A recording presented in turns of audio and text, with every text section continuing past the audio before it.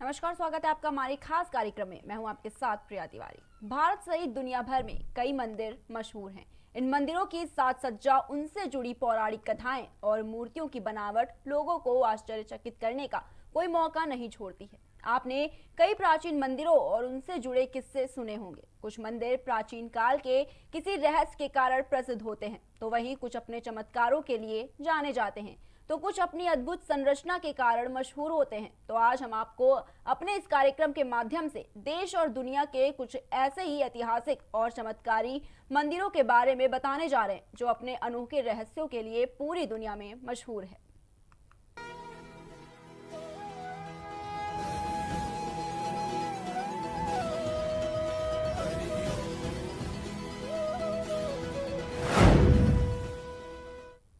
वैसे तो आपने दुनिया भर में कई ऐसे मंदिरों के बारे में सुना होगा और देखा भी होगा, जहां अपने आप पहाड़ों से दूध निकलता हो या अपने आप भगवानों की आकृति बनी हो। यानी ऐसी कई कथाएं मंदिरों के बारे में सुनी होंगी आपने, जो कि अपने आप में एक रहस्य होती है। लेकिन जो आज हम आपको बताने जा रहे हैं, उसे सुनकर आपकी सांसें थम जाएंगी। ऊंचे ऊंचे पहाड़ों पर बने मंदिरों के बारे में तो सुना होगा, लेकिन मंदिर हवा में लटके हुए हैं, जो हवा के झोंकों से भी गिर सकते हैं। जी हाँ, चीन में सीधे खड़े पहाड़ पर हवा में झूलते हुए मंदिर बने हुए हैं। चीन के शांसी प्रांत में स्थित ये मंदिर दुनिया भर के पर्यटकों के लिए कौतुक बना हुआ है। तो चलिए जानते हैं इस मंदिर के बारे में।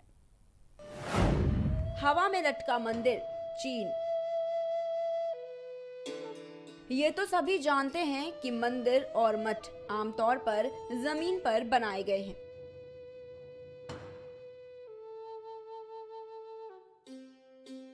लेकिन उत्तर चीन के शांसी प्रांत में एक ऐसा मंदिर देखने को मिलता है जो सीधी खड़ी पहाड़ी चट्टान पर बनाया गया है और दूर से देखने में लगता है मानो हवा में अटका हुआ हो मंदिर।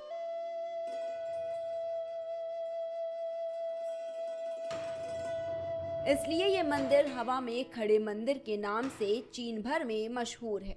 हवा में खड़ा यह मंदिर शांसी प्रांत के तांतुंग शहर के निकट स्थित है, जिसका निर्माण आज से करीब 1400 साल पहले हुआ था और चीन में अब तक सुरक्षित है।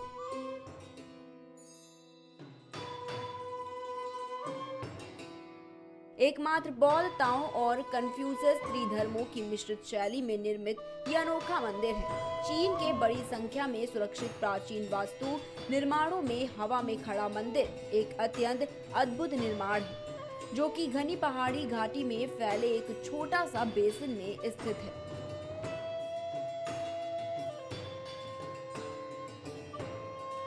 घाटी की दोनों ओर से 100 मीटर ऊंची ऊंची चट्टानें सीधी खड़ी हैं। मंदिर एक तरफ की खड़ी चट्टान पर जमीन से 50 मीटर की ऊंची जगह पर बनाया गया है, जो हवा में अटका सा दिखता है।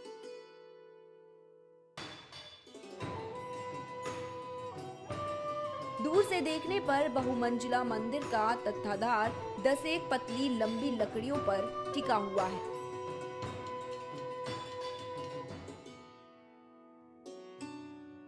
मंदिर के ऊपर पहाड़ी चट्टान का एक विशाल टुकड़ा बाहर की ओर बढ़ा हुआ है, मानो वह अभी मंदिर पर गिर जाए कि तभी गिर जाए, जो देखने में काफी डरावना भी लगता है।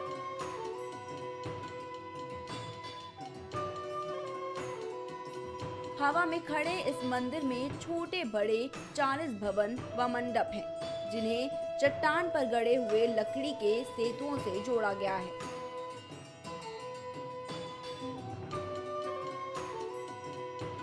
इस प्रकार के हवा में बने इस लकड़ी के रास्ते पर चलते हुए लोगों की सांस गले पर आ जाती है। यहाँ किसी को जरा सी लापरवाही करने का साहस नहीं होता है। बराबर डर साथ रहता है कि कहीं ये मंदिर नीचे गहरी घाटी में ढह कर तो ना गिर जाए।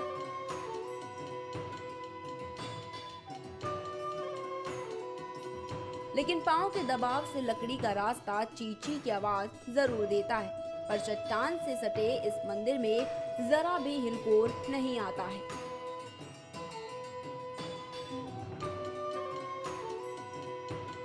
हवा में खड़े इस मंदिर का निर्माण काम वाकई में अनोखा है।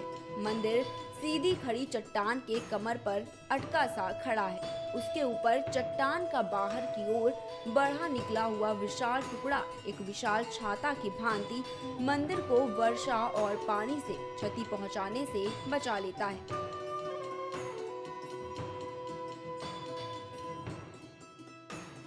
जमीन से 50 मीटर ऊंची जगह खड़ा होने से मंदिर पहाड़ी घाटी में आने वाली बाढ़ से भी बच सकता है।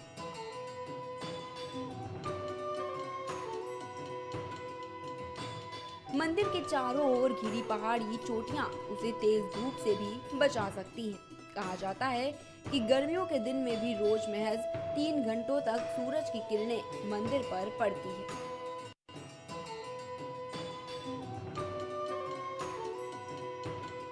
इसी कारण लकड़ी का यह मंदिर 1400 साल पुराना होने पर भी आज वह अच्छी तरह सुरक्षित रहा है।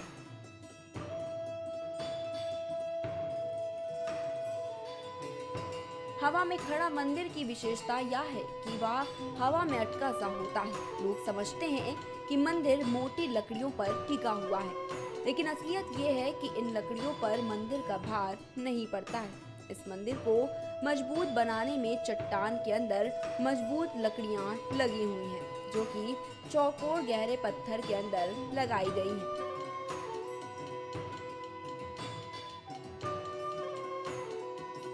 विशेष तेल से सिंचित इन लकड़ियों में न दीमक लगता है, न ये सड़ती हैं। मंदिर की संरचना बहुत सुयोजित और सूक्ष्म है।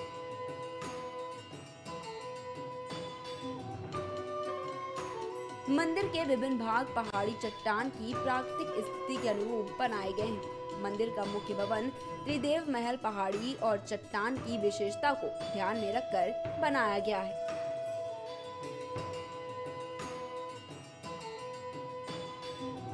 मंदिर के दूसरे भवन मंडप अपेक्षाकृत छोटे हैं और उनके भीतर विराजमान मूर्तियां भी छोटी दिखती हैं। मंदिर के भवन, महल और मंडप ऐसे बने हुए हैं जिनके भीतर जाते ही ऐसा लगता है मानो किसी भूल भुलैया में आ गए हैं।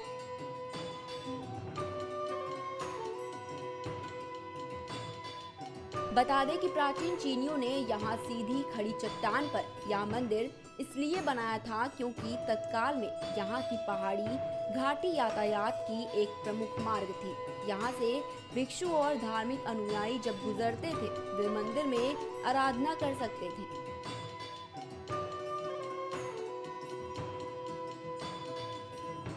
दूसरा कारण ये था कि यहाँ की पहाड़ी घाटी में बाढ़ आती थी, जिसे प्राचीन चीनी लोग मानते थे कि यहाँ ड्रैगन बाढ़ का प्रकोप मचाता है और यदि यहाँ एक मंदिर बनाया गया तो वह ड्रैगन को वशीभूत कर सकता है।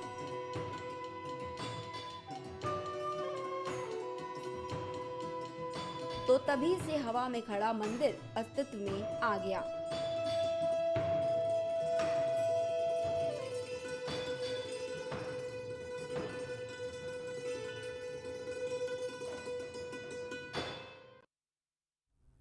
देश में कई ऐसे मंदिर हैं जो अपनी किसी न किसी विशेषता के कारण जाने जाते हैं, लेकिन भारत में ऐसा मंदिर है जिसके खंबे जमीन पर नहीं टिके हैं। हम बात कर रहे हैं आंध्र प्रदेश के अनंतपुर जिले के लोपाक्षी मंदिर के बारे में। तो चलिए जानते हैं इस मंदिर के बारे में। लोपाक्षी मंदिर का अद्भुत रहस्य। लोपाक्षी आंध्र प्रदेश राज्य के अनंतपुर में स्थित एक छोटा सा गांव है जहां लोपाक्षी मंदिर स्थित है।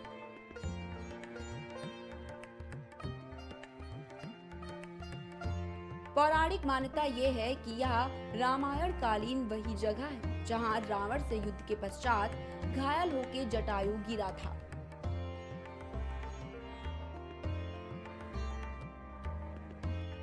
ये गांव 16वीं शताब्दी में बने अपने कलात्मक लेपाक्षी मंदिर के लिए जाना जाता है। यह मंदिर काफी बड़ा है तथा इस मंदिर परिसर में भगवान शिव, भगवान विष्णु और भगवान वीरभद्र को समर्पित 3 मंदिर हैं।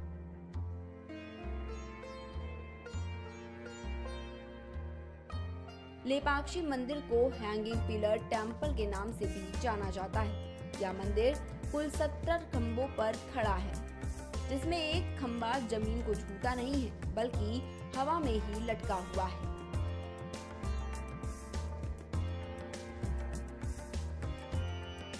इसे एक झूलते हुए खम्भे के कारण इसे हैंगिंग टेम्पल कहा जाता है। यह पिलर भी पहले जमीन से जुड़ा हुआ था, पर एक ब्रिटिश इंजीनियर ने यह जानने के लिए कि मंदिर पिलर पर कैसे टिका हुआ है, इसको हिला दिया। तब से यह पिलर झूलता हुआ ही है।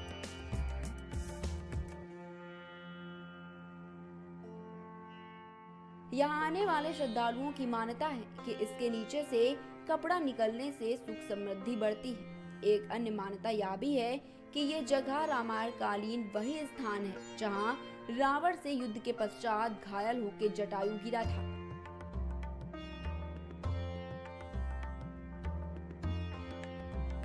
जब राम सीता को तलाशते हुए वहां पहुंचे तो उन्होंने उस घायल पक्षी को देखकर कहा, ले पक्षी, यानी कि उठो पक्षी।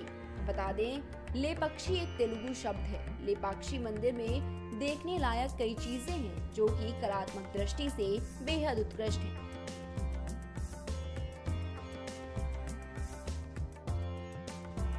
ये रहस्यमयी और चमत्कारी लेपाक्षी मंदिर सिर्फ हैंगिंग पिलर की वजह से ही मशहूर नहीं है, बल्कि बड़ी संख्या में लोगों की यहाँ से आस्था भी जुड़ी हुई है।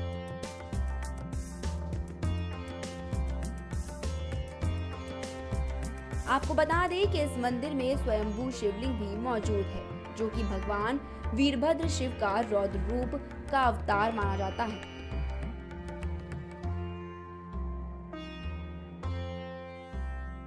लेपाक्षी मंदिर से 200 दूर मेन रोड पर एक ही पत्थर से बनी विशाल नंदी प्रतिमा है, जो कि 27 फीट लंबी और 15 फीट ऊंची है। ये एक ही पत्थर से बनी नंदी की सबसे विशाल प्रतिमा है।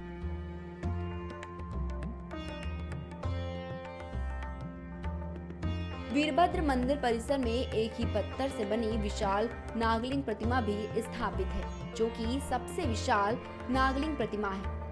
इस काले ग्रेनाइट से बनी प्रतिमा में एक शिवलिंग के ऊपर 7 फन वाला नाग फन फैलाए बैठा है।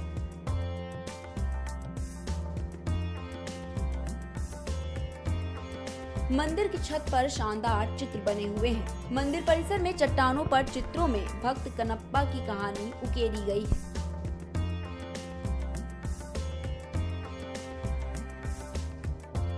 कहा जाता है कि यहाँ शिवकाल में प्रयोग में ली गई प्लेटों और बर्तनों के निशान हैं और साथ में भगवान राम के पद चिन्ह भी यहाँ मौजूद हैं। जबकि एक अन्य मान्यता अनुसार ये विशाल कलर प्लेटें हैं जो कि यहाँ चित्रकारी करने में काम ली गई थी।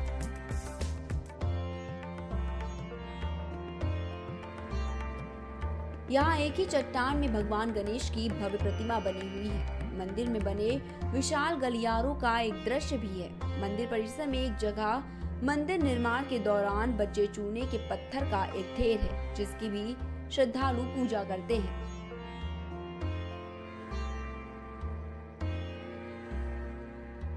इस अद्भुत चमत्कारी लेपाक्षी मंदिर में पर एक नृत्य मंडप स्थित है, जिसे शिव पार्वती से जोड़कर देखा जाता है।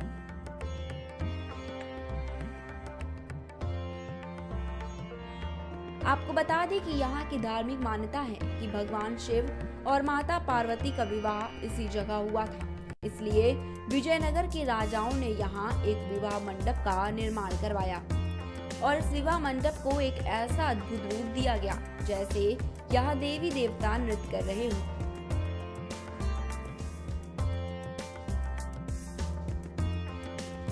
वहीं इस मंदिर के कमल में एक ग्रेविटी पाई गई है, जिसका वैज्ञानिक भी पता नहीं लगा पाए हैं। इसके साथ ही इस मंदिर से लोगों की धार्मिक मान्यता भी जुड़ी हुई है। आंध्र प्रदेश का ये मंदिर कई रहस्यों से जुड़ा हुआ है, साथ ही इसका धार्मिक महत्व भी कम नहीं है।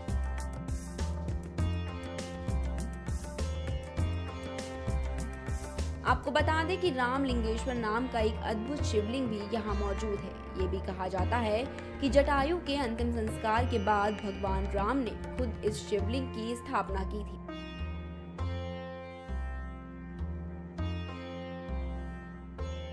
वहीं यहाँ पास में एक और शिवलिंग स्थापित है, जिसकी स्थापना हनुमान ने की थी। इस शिवलिंग को हनुमान लिंगेश्वर के नाम से जाना जाता है।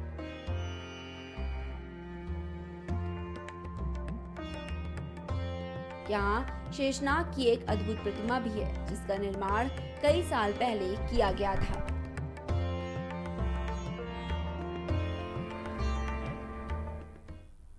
भारत में वैसे तो कई शिव मंदिर स्थित है, लेकिन गुजरात के बड़ोदरा में भगवान शिव का एक ऐसा मंदिर है जो देखते ही देखते गायब हो जाता है और फिर अचानक ही दोबारा दिखने लगता है। इस मंदिर की इसी खूबी के कारण ये दुनिया भर में प्रसिद्ध है। यहाँ लोग घटना को अपनी आंखों से देखने के लिए दौड़े चले आते हैं। तो आइए जानते हैं इस मंदिर के बारे में विस्तार से। स्तंभेश्वर महादेव मंदिर, कावी, गुजरात। आप यह कल्पना नहीं कर सकते, लेकिन यह बात सच है कि यह मंदिर पल भर के लिए ओझल हो जाता है और फिर थोड़ी देर बाद अपने उसी जगह पर वापस आ जाता है।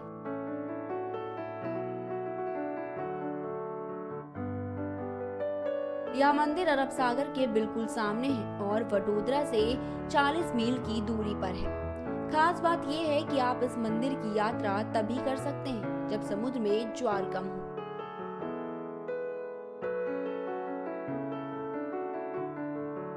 ज्वार के समय शिवलिंग पूरी तरह से जलमग्न हो जाता है। जी हाँ, भारत में भगवान शिव के कई मंदिर हैं। गुजरात का स्तंभेश्वर महादेव मंदिर एक अनोखे चमत्कार के लिए मशहूर है।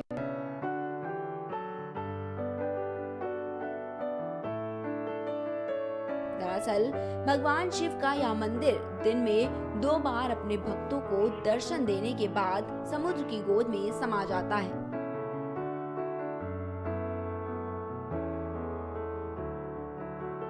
यह खास मंदिर गुजरात के कावी कंबोई गांव में स्थित है। यह गांव अरब सागर के मध्य कैम्बे तट पर है। यह चमत्कारी मंदिर सुबह और शाम दिन में सिर्फ 2 बार ही नजर आता है। शिव जी के भक्तों को उनके दर्शन करवाने के बाद यह मंदिर समुद्र में लुप्त हो जाता है।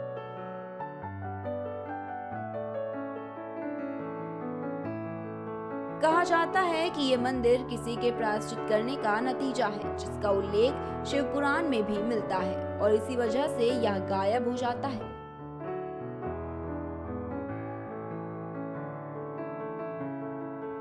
शिव पुराण के मुताबिक ताड़कासुर नामक एक शिव भक्त असुर ने भगवान शिव को अपनी तपस्या से प्रसन्न किया था। बदले में शिव जी ने उसे मनोवांछित वरदान दिया था, जिसके अनुसार उस असुर को शिवपुत्र के अलावा कोई नहीं मार सकता था। हालांकि उस शिवपुत्र की आयु भी सिर्फ 6 दिन की ही होनी चाहिए।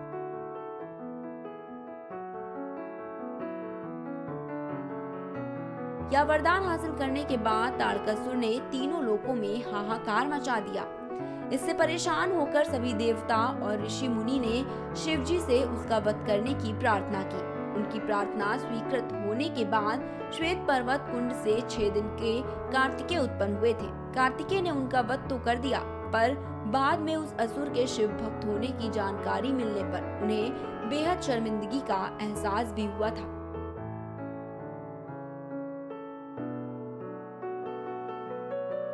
कार्तिकेय को जब शर्मिंदगी का एहसास हुआ तो उन्होंने भगवान विष्णु से प्रायश्चित करने का उपाय पूछा था। इस पर भगवान विष्णु ने उन्हें उस जगह पर एक शिवलिंग स्थापित करने का उपाय सुझाया था, जहां उन्हें रोजाना माफी मांगनी होगी।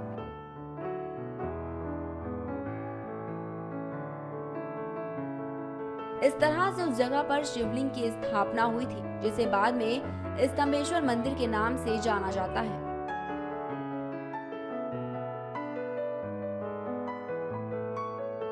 यह मंदिर रोजाना समुद्र में डूब जाता है और फिर वापस आकर अपने किए की माफी भी मांगता है।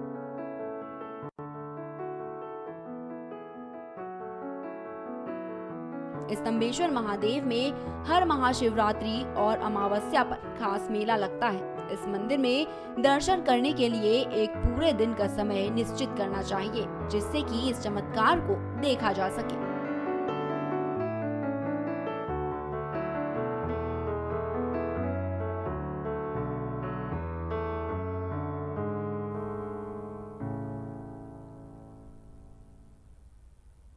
जैन धर्म अपनी सादगी के लिए तो प्रसिद्ध है ही, इसके साथ ही इसने भारत के पर्यटक सौंदर्य में बहुत सारी धरोहर दी है। वैसे भी जब किसी धर्म से इतने सारे लोग जुड़ते हैं तो उस धर्म का विस्तार होना ही होता है। जैन धर्म में भी ऐसी कई धरोहर हैं जो पर्यटन की दृष्टि से बेहद रोचक है। दिलवाड़ा के जैन मंदिर भी उन्हीं में से एक है। तो चलिए आपको छोड़ जाते हैं इसी रिपोर्ट के साथ, हमें दीजिए इजाजत। दिलवाड़ा जैन मंदिर। दिलवाड़ा जैन मंदिर को राजस्थान का ताजमहल भी कहा जाता है। दिल को छू जाने वाली इस ऐतिहासिक धरोहर को लोग दिलवाड़ा का अजूबा कहते हैं।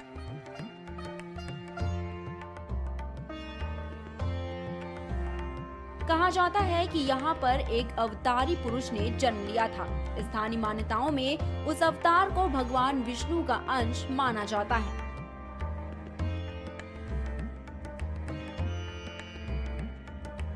यह मंदिर कलाकृति और शिल्प का बेजोड़ नमूना है। इसे देखने के लिए लाखों लोग दुनिया के अलग अलग हिस्सों से आते हैं।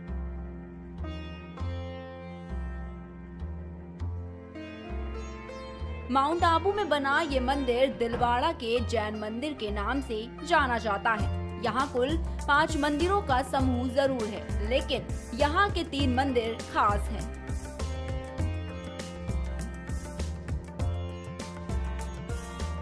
आपको बता दें कि दिलवाड़ा का ये मंदिर 48 खंभों पर टिका हुआ है। इसकी खूबसूरती और नक्काशी के कारण इसे राजस्थान का ताजमहल भी कहा जाता है।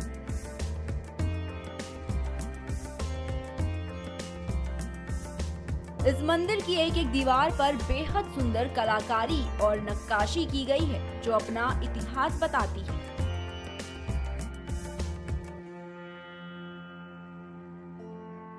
इस मंदिर से जुड़ी कई कहानियां और कई मान्यताएं हैं, जो अपने आप में अनोखी हैं। इस मंदिर से जुड़ी है पौराणिक कथा कहती है कि भगवान विष्णु ने बालम रसिया के रूप में अवतार लिया।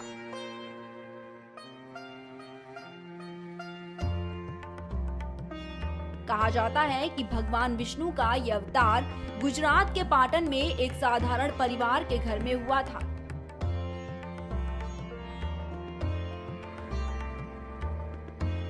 विष्णु भगवान के जन्म के बाद ही पाटन के महाराजा, उनके मंत्री वस्तुपाल और तेजपाल ने माउंट आबू में इस मंदिर के निर्माण की इच्छा जागी।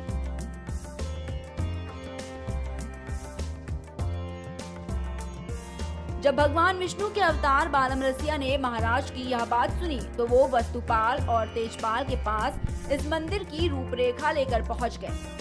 तब वस्तुपाल ने कहा कि अगर ऐसा ही मंदिर तैयार हो गया, तब वो अपनी पुत्री की शादी बालम रसिया से कर देंगे।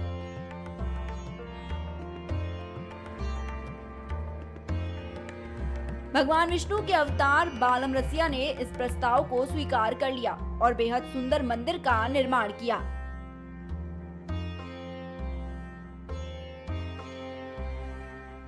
पौराणिक कथा के अनुसार बालम रसिया की होने वाली दादी सास ने छल कर दिया और शादी करने के लिए एक और शर्त रख दी।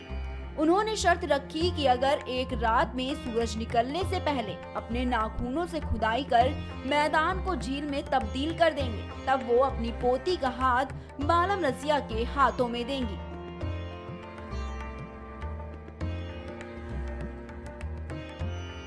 यह सुनकर उन्होंने 1 घंटे में ही ऐसा करके दिखा दिया। फिर भी बालम रसिया की होने वाली दादी सास ने अपनी पोती का विवाह उनसे नहीं किया।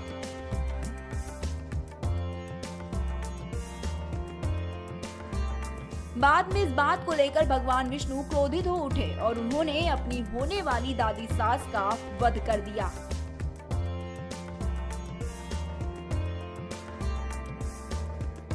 दरअसल इस मंदिर का निर्माण गुजरात के सोलंकी राजा वीरध्वज के महामंत्री वस्तुपाल और उसके भाई तेजपाल ने करवाया था।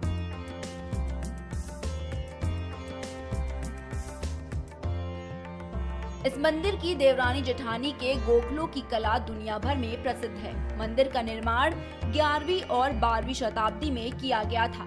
दिलवाड़ा का ये शानदार मंदिर जैन धर्म के तीर्थकरों को समर्पित है।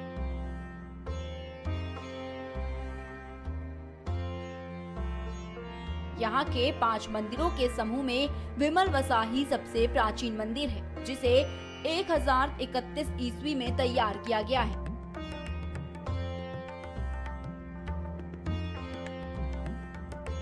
1231 में वस्तुपाल और तेजपाल, दो भाइयों ने इसका निर्माण करवाया था।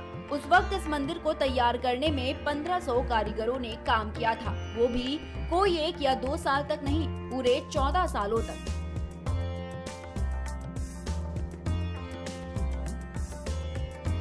इस मंदिर के निर्माण में उस वक्त करीब 12 करोड़ 53 लाख रुपए खर्च हुए थे। मंदिर की केंद्र छत में भव्य पच्चीकारी की गई और यह एक सजावटी केंद्रीय पेंडेंट के रूप में दिखाई देती है।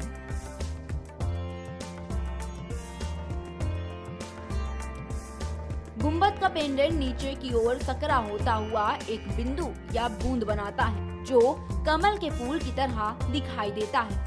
यह आकार का एक अद्भुत नमूना है। यह दैवी भव्यता को नीचे आकर मानवीय आकांक्षाओं को पूरा करने का प्रतीक है।